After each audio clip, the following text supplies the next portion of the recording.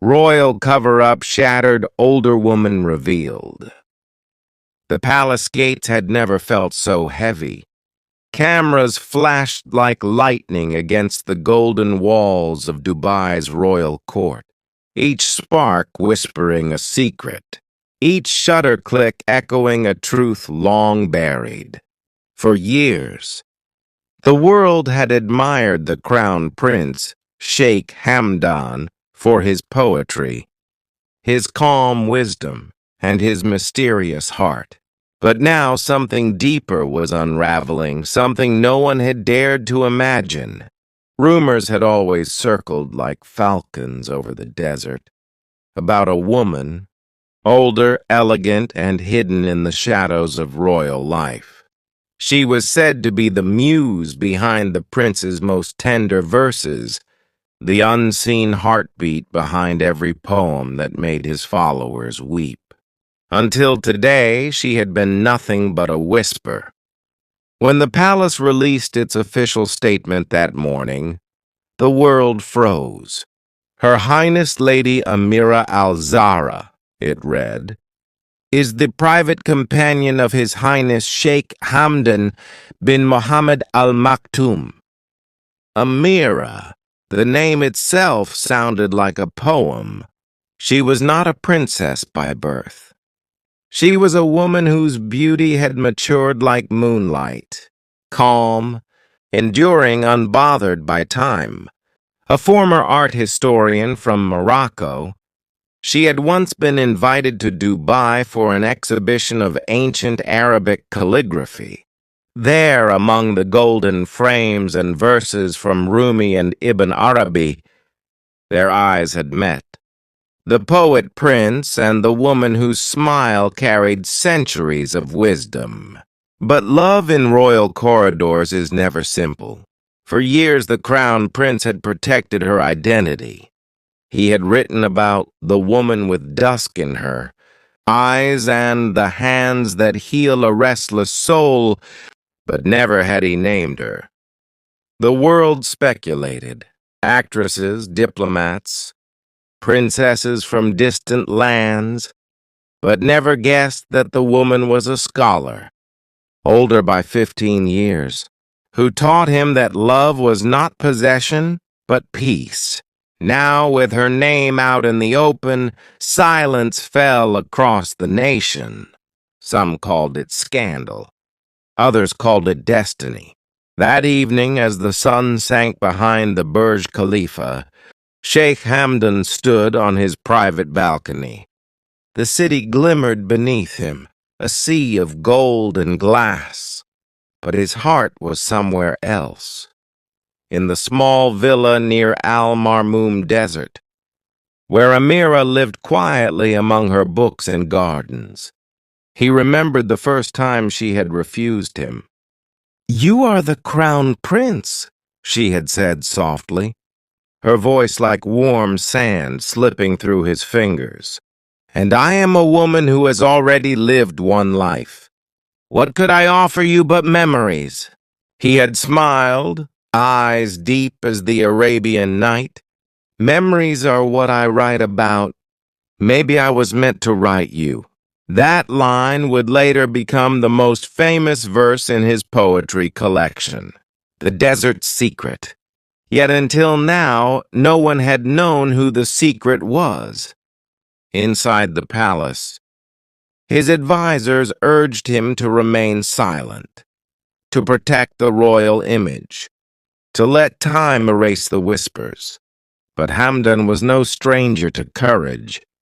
He had fought for his people, for his art, and now The next morning, the royal palace was silent, the kind of silence that comes before a storm.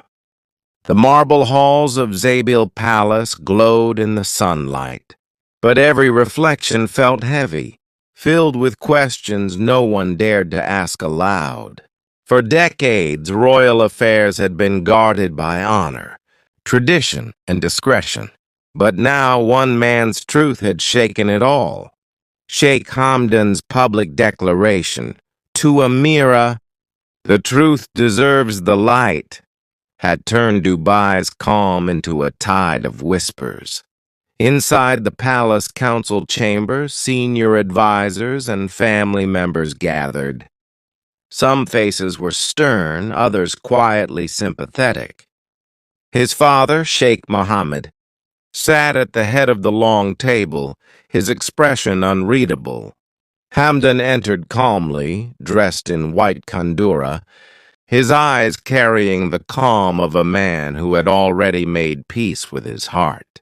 "Sheikh Hamdan," one of the advisors began, "your announcement has reached every corner of the world. The people are questioning. They speak of her, of the woman, and her age. They call it unusual." Hamdan looked up, his gaze steady. "Love is not measured by years," he said quietly. "It is measured by how deeply one soul recognizes another." The advisor shifted uneasily. "But the image of the crown prince?" "My image," Hamdan interrupted gently, "belongs to Allah, not to public opinion. What I have done is not shameful. It is honest." His father watched him in silence for a long moment, then finally spoke. "You have always been your mother's son, ruled by your heart more than your throne." His voice softened. "But tell me, Hamdan, are you certain she is worth this storm?"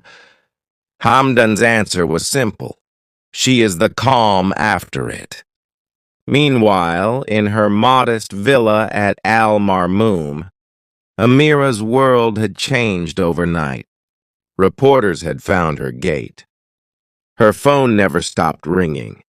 Former colleagues sent messages filled with both admiration and warning. She sat by the window, her tea untouched, her thoughts far away. She had never sought fame or fortune. All she had wanted was to love quietly, to be the muse behind his words, not the headline in his story. Her friend Layla, a gentlewoman who'd known her since her university days, came by that morning. "Amira, they're talking about you everywhere," she said softly. "They're saying you bewitched him, that you're too old, that this isn't love, but illusion." Amira smiled faintly. "Let them speak," she said, her voice calm. "They do not know that I prayed for his peace long before I ever touched his hand." That afternoon, Hamdan came to see her, not as the prince, but as the man who once stood in the quiet of her garden, reciting poems to the roses. He found her sitting beneath a date palm, sunlight catching the silver in her hair. "They're questioning you," he said. "They think they can judge what they'll never understand." She looked up at him, her eyes soft but strong. "You knew this day would come, didn't you?" "Yes," he said. "And I feared it less than I feared losing." Days turned into weeks. Yet the storm around Sheikh Hamdan and Amira refused to fade. The media had found its new obsession. Every headline carried her name. Every image captured her serene face. Every commentator argued about their love as if it were a public debate instead of a private devotion. But within the chaos, something unexpected happened. The world began to listen, not to the rumors, but to the poetry.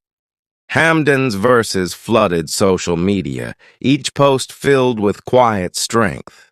"Age is not a wall," one of his lines read, "but a bridge that love builds between hearts." His words reached millions, transforming mockery into admiration. Women who had once felt invisible found courage in his tone. Men began to speak more gently about love that defied convention. Still, Amira remained hidden. She refused interviews, declined public appearances, and stayed in her villa surrounded by her jasmine plants and her books. She wanted peace, not fame. But destiny had other plans. One morning, an invitation arrived. An art exhibition at the Dubai Museum of Culture and Heritage. The theme was The Faces of Timeless Love. To Amira's surprise, one of Hamdan's calligraphy works would be featured there, a golden verse written by his own hand. At first she hesitated. The world had not been kind. But when she read the verse that would be displayed, "She is not my secret. She is my story." Something in her heart stirred. That evening, she made her decision. The exhibition night arrived like a golden dawn. The museum glittered with chandeliers, and the world's elite gathered, unaware that the woman who had inspired the most talked about love story of the decade would walk among them. When Amira entered, silence swept through the hall. She wore a simple ivory abaya, her silver hair uncovered, her posture graceful and unhurried. There was no need for jewels. She carried the kind of dignity that could not be bought. The crowd whispered, not cruelly this time, but in awe. Cameras lifted, yet she did not flinch. She moved slowly toward the central display, where Hamdan's calligraphy hung under a soft golden light. He was already there waiting. Their eyes met across the room. The prince and his muse, two souls who had turned scandal into poetry. Hamdan walked to her, ignoring the crowd, the flashing lights, the murmurs. When he reached her, he bowed his head slightly, a gesture of respect that silenced everyone. "You came," he said softly. Amira smiled. "I came for your words, not for their eyes." He smiled back. "But they'll see something greater tonight. They'll see truth." Together, they turned toward the art piece. The verse shimmered like sunlight on water. Love is not young or old, royal or common. It is simply brave. The audience fell silent. Even the most cynical heart softened as they watched him take her hand. Not as a prince performing for the world, but as a man honoring the woman who had shaped his soul. Later that night, social